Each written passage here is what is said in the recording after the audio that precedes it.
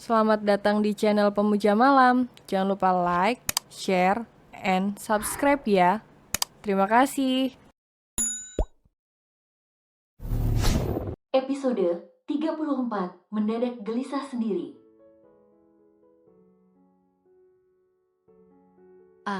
Itu, cuma temen kok. Ma, jawab Yaya kikuk. Temen apa demen? Goda Danang. Papa apaan sih? Yaya tersipu, pipinya sontak memerah. Tuh pipinya udah merah gitu. Kayaknya tebakan papa bener deh, Ma. Iya kayaknya, Pa, timpal Dina. Papa sok tahu ih. Bukan sok tahu, tapi papa ini udah tua jelas bisa lihat kalau ada yang sedang kesemsem. Siapa sih? Papa jadi penasaran sama orang yang bisa buat putri mama dan papa mesem gitu. Nggak pernah lo mama papa lihat kamu gitu. Bahkan saat kamu sama Rian dulu, kamu nggak pernah gitu, ucap Danang. Yaya mengangkat wajahnya, ia pun menerawang. Mencoba mengingat dirinya saat bersama Andrian dahulu dan saya bersama Raffi sekarang. Ia baru sadar, dulu memang ia tidak seantusias sekarang. Bahkan rasa bahagianya berbeda, senyum yang berbeda, tawa yang berbeda, terasa tak biasa saja. Bahkan saat Andrian tak ada kabar berhari-hari pun ia biasa saja. Tapi berbeda dengan Raffi, saat ia tak ada kabar satu hari saja, ia sudah gelisah bukan main. Padahal ia yang ingin berjarak, tapi saat mereka akhirnya benar menjaga jarak, ia justru gelisah sendiri.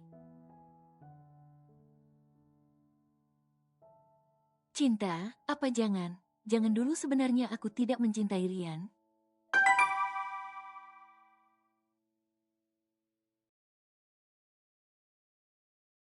Pesan dari Raffi masuk lagi. Yaya belum membukanya. Raffi yang khawatir Yaya marah karena pesan terakhirnya, merasa gelisah sendiri. Maaf kalau ada kataku yang menyinggung. Please, maafin aku. Ya, Sunshine. Pesan Raffi yang diiringi emoji mata berkaca-kaca. Yaya yang membaca pesan itu dari jendela notifikasi tersenyum kecil. Tuh, kan senyum lagi. Kita dicuekin, Ma. Dunia kayak milik mereka berdua aja. Ucap Danang membuat Yaya sontak menoleh. Papa bilang apa sih? Pipi Yaya bersemu, jelas ia malu. Pa, kalau ada cowok lamar aku gimana? Tanya Yaya tiba membuat mata Danang dan Dina membulat. Mereka pikir Yaya sekedar memiliki kedekatan dengan seorang laki, tapi nyatanya. Ya nggak gimana.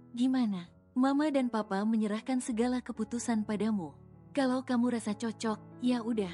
Mama dan Papa hanya bisa mendoakan. Namun sebelum itu, Mama dan Papa minta kamu pikirkan matang. Kalau perlu, lakukan istikharah. Minta petunjuk pada Allah agar kali ini kau diberikan pasangan yang tepat. Raf, kok nggak bersemangat gitu? Goda salah seorang dokter senior membuat Raffi tersenyum tipis. Nggak apa-apa kok, dok. Cuma lagi capek aja. Bohong, dok. Raffi sedang patah hati tuh. Seru salah seorang rekan kerja Raffi.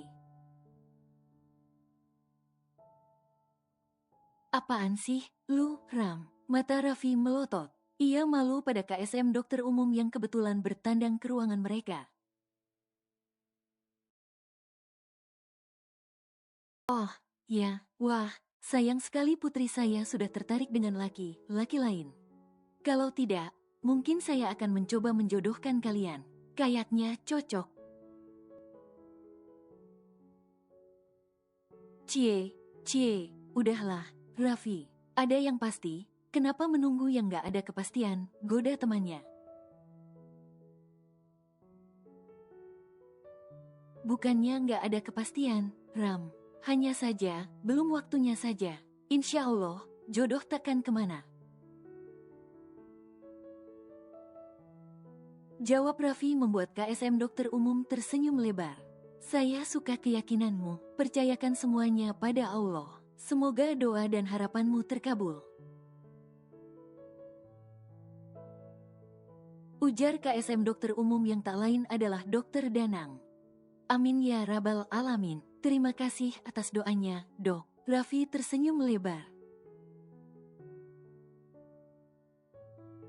Raffi hari ini pulang cukup larut, bahkan hampir dini hari. Hari ini ia benar sibuk. Ia sengaja menyibukkan diri untuk menghilangkan keresahannya. Karena Yaya yang tak kunjung membalas pesannya, Raffi gegana, gelisah, galau, merana. Setibanya di apartemen, ia pun segera membersihkan dirinya. Tak lupa ia mengambil wudhu untuk melakukan sesuatu yang sudah beberapa bulan ini ia lakukan. Sholat di sepertiga malam. Ya Allah, bila ia memang jodohku, dekatkanlah. Dan bila bukan, tolong jadikanlah kami berjodoh. Maaf kalau hamba sedikit memaksa, karena hamba tahu engkau adalah sebaik-baiknya tempat meminta. Amin. Om Gian, Beo Alifa saat melihat Giandra makan di tempat ia bekerja. Apa itu pacarnya? Astagfirullah, ternyata Om Gian suka daun muda toh.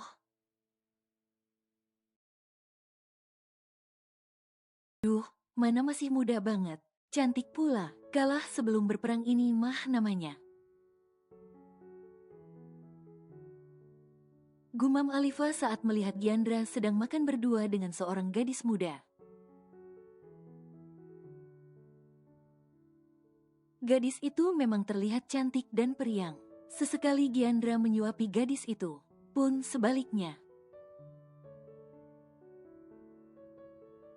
Potek hati dedek, Om. Nggak ngangka aja, Om Giandra jadi sugar daddy. Apalah dayaku yang hampir kepala tiga ini. Alifa mencebikkan bibirnya. Alifa yang sebelumnya hendak pergi keluar pun memilih memutar jalannya agar tidak melewati meja Giandra.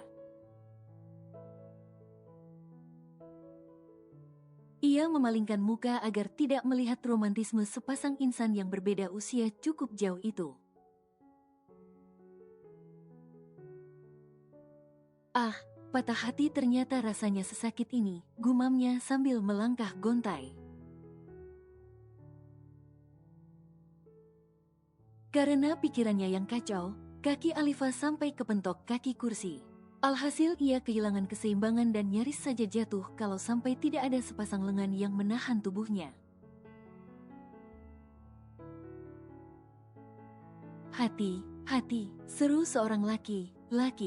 Alifa terkejut bukan main. Ia pun segera menegakkan tubuhnya yang sempat ditahan seorang laki. Maaf, saya tidak sengaja. Maafkan saya. Alifa meminta maaf berkali-kali membuat laki itu justru terkekeh. Udah, Mbak, nggak usah berlebihan kayak gitu, ucap laki itu. Alifa yang familiar dengan suara itu pun mengangkat wajahnya. Saat melihat siapa yang berdiri di hadapannya, Alifa pun terkekeh geli. Kamu, wah, Mbak pikir calon imam Mbak yang nangkep, ternyata. Alifa terkekeh, laki yang tak lain adalah Jiwa itu pun terkekeh. Mbak mau cari calon imam nih, Jiwa boleh daftar nggak? Jiwa memainkan alisnya naik turun. Alifa hendak menyanggah perkataan yang Alifa ketahui hanya sekedar candaan itu. Namun saat matanya tanpa sengaja menoleh ke salah satu meja dan melihat pemiliknya menatapnya tajam membuat Alifa membalas candaan jiwa tersebut.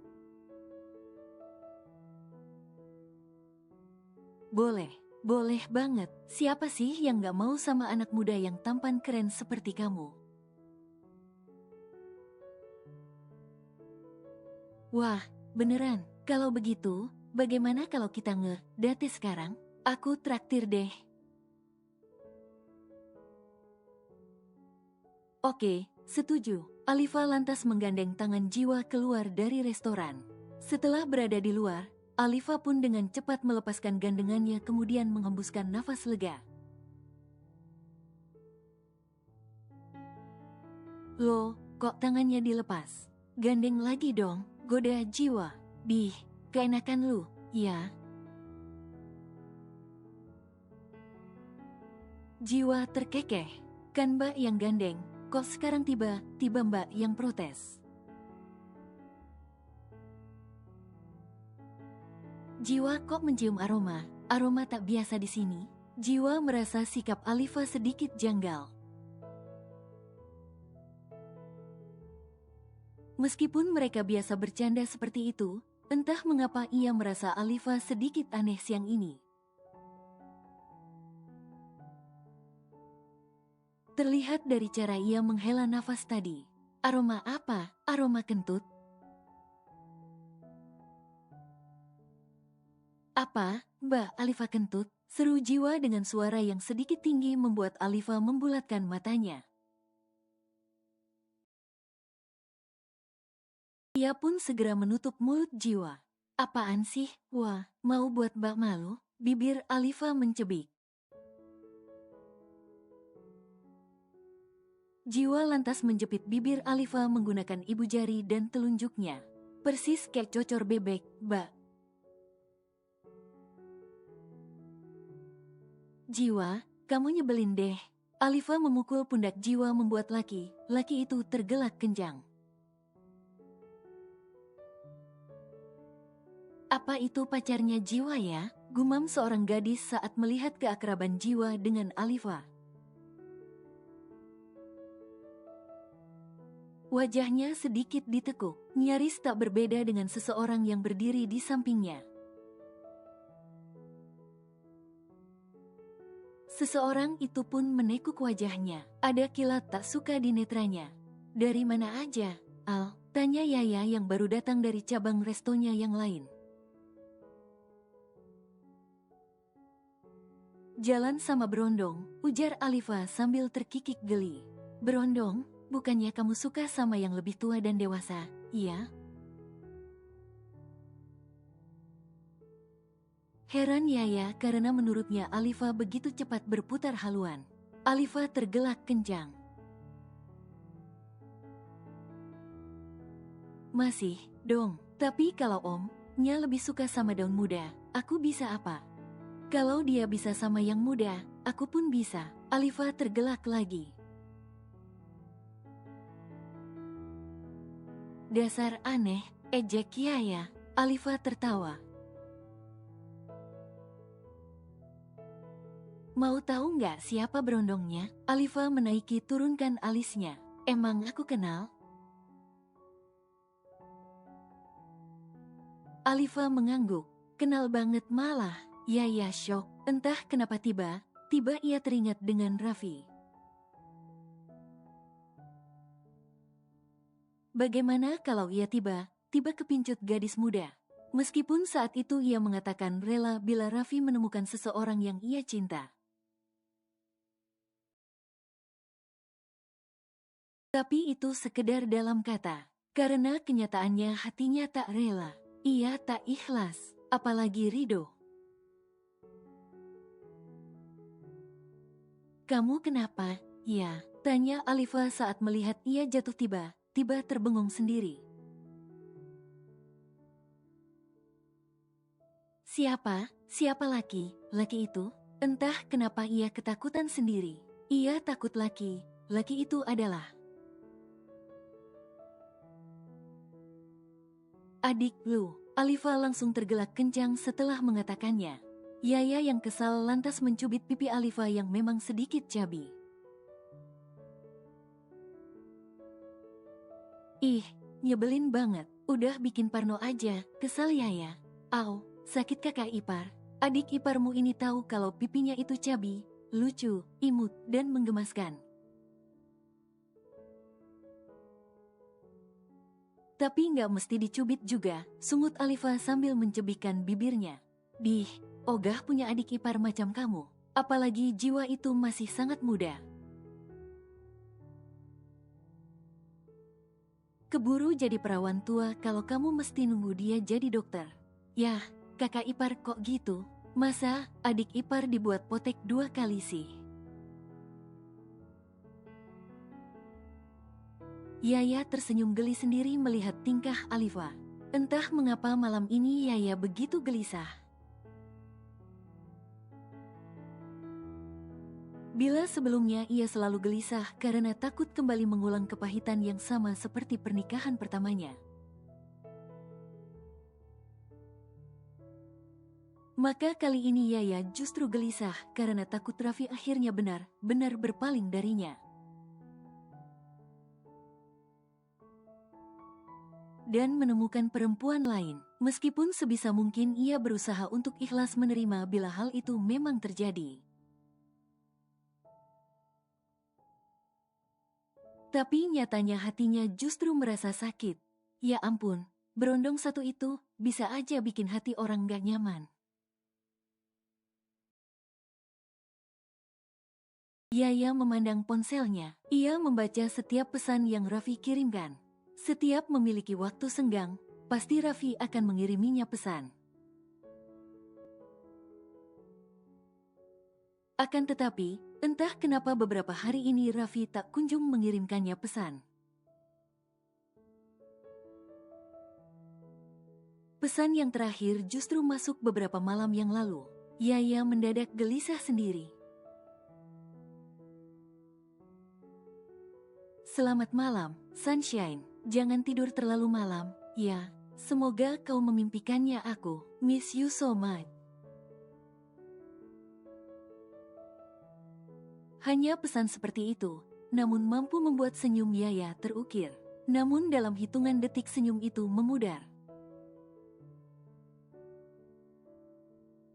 Raffi kemana? Kenapa dia tidak mengirimkan pesan lagi? Apa dia sudah bosan menunggu? Yaya mendadak resah, ketakutan semakin menjadi. Ia pun hendak minum, namun ternyata air minum di kamarnya sudah habis. Yaya pun memilih keluar kamar untuk mengambil air minum di dapur. Setelah minum, Yaya berpapasan dengan jiwa yang baru saja pulang.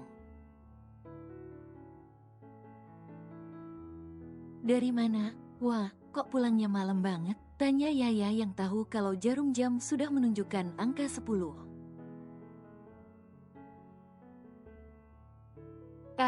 Mbak, ngagetin aja. Jiwa mengusap dadanya yang berdetak kencang. Kamu dari mana? Pergi sama Alifa lagi?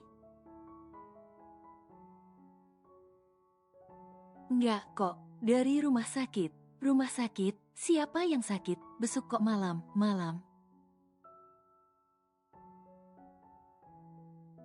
Bukan besuk, Mbak, tapi nemenin Arta jagain kakaknya. Emang Mbak nggak tahu Kak Raffi dirawat di rumah sakit? Mendadak jantung Yaya bagai dihantam beban ribuan ton. Ia mendadak menegang kaku.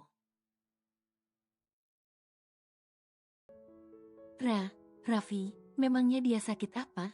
Kak Raffi kecelakaan beberapa hari yang lalu. Dia kayaknya kelelahan. Mana sering murung pula, jadi dia nggak bisa konsentrasi dan akhirnya mengalami kecelakaan.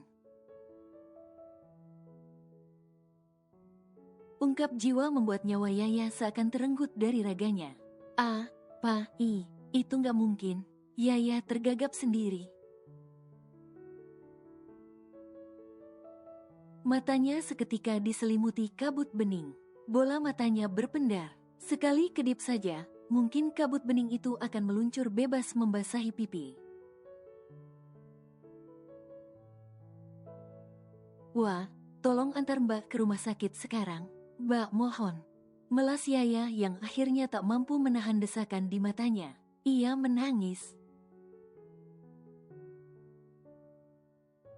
Rasa takut seketika menyeruak memenuhi relung hati terdalam. Tapi ini sudah malam, Mbak. Kenapa nggak Bi? Kalau kamu nggak mau, biar Mbak pergi sendiri, potong Yaya secepat kilat. Ia pun segera berlari menuju kamarnya untuk berganti pakaian. Tidak mungkin kan ia mengenakan piyama pendek miliknya. Mata Jiwa membulat. Ia pun segera mengejar sang kakak. Ia bukan bermaksud menolak, hanya saja hari sudah malam. Lagi pula keadaan Raffi sudah cukup membaik meskipun belum benar-benar pulih. Mbak, tunggu, seru Jiwa seraya mengejar sang kakak. Wah, ada apa? Tanya Dina saat mendengar keributan di luar kamar. Itu, aduh, nanti saja ya, Ma. Jiwa mau anterin Mbak Yaya ke rumah sakit dulu. Rumah sakit? Kenapa? Siapa yang sakit? Mbakmu sakit atau papa? Panik Dina. Bukan, nanti ya, Ma. Tuh Mbak udah siap, takutnya Mbak malah pergi sendiri. Ujar Jiwa saat melihat sang kakak ternyata sudah siap dan sedang berjalan tergesa menuju arahnya. Dina lantas menoleh ke arah Yaya yang terlihat jelas sedang panik. Bahkan matanya pun bersimbah air mata membuat sang mama panik seketika. Yaya, kamu kenapa, Nak? Pertanyaan itu refleks terlontar. Meskipun Jiwa sudah mengatakan akan mengatakannya nanti. Dina adalah seorang ibu. Jelas saja ia panik saat melihat sang anak tengah terlihat benar-benar bersedih. Ma, Yaya ke rumah sakit dulu, ya. Yaya nggak apa-apa kok, Mama nggak perlu khawatir. Yaya pergi dulu, ya. Assalamualaikum. Meskipun sedang panik dan tergesa, Yaya tidak melupakan adab untuk berpamitan dan mencium punggung tangan sang mama. Waalaikumsalam, jawab Dina. Yaya pun segera berlalu dengan tergesa. Mbak, tunggu, biar Jiwa antar, pekik Jiwa. Lalu ia menoleh ke arah sang ibu. Ma, Jiwa anterin Mbak Yaya dulu, ya. Assalamualaikum. Jiwa pun mencium punggung tangan Dina. Kemudian ia pun segera berlalu untuk mengantarkan Yaya ke rumah sakit. Sepanjang perjalanan Yaya tak henti-hentinya menangis. Ia menyesalkan mengapa ia terlambat mengetahui kalau Raffi sedang tidak baik-baik saja. Pantas saja kamu nggak menghubungi aku beberapa hari ini. Kenapa kamu nggak mengabari aku? Ah, salahku sendiri yang mengabaikan Raffi beberapa waktu ini. Bukan maksudku mengabaikanmu, tapi aku sedang meyakinkan diriku untuk menerimamu. Aku juga ingin kau berkonsentrasi dengan masa internship-mu dulu. Aku nggak tahu kalau apa yang aku lakukan justru menjadi bumerang seperti ini. Maafkan aku, Raf. Maaf. Semoga kau baik saja. Cicit Yaya sambil terus berdoa dalam hati. Berharap Raffi baik saja dan segera sembuh seperti sedia kala. Tanpa mengetuk pintu, Yaya masuk begitu saja ke ruang rawat Raffi. Jiwa sampai geleng, geleng kepala melihat sikap sang kakak. Tak pernah sekalipun ia melihat Yaya seperti ini. Ini merupakan kali pertama, jiwa jadi tersenyum geli sendiri. Jelas sekali kalau kakak perempuannya itu menyukai kakak dari temannya itu. Raffi, Raf, panggil Yaya lirih. Air matanya yang sempat mengering, kini kembali menetes saat melihat kepala Raffi yang dibalut perban. Pipinya pun terlihat memarpun sudut bibirnya. Yaya memperhatikan Raffi yang sedang terlelap. Tangan Raffi dibalut gips.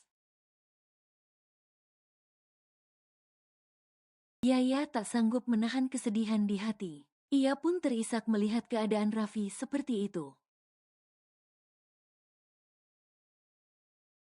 Hiks, Raffi, maafin aku. Maafkan aku yang sudah mengabaikanmu akhir ini.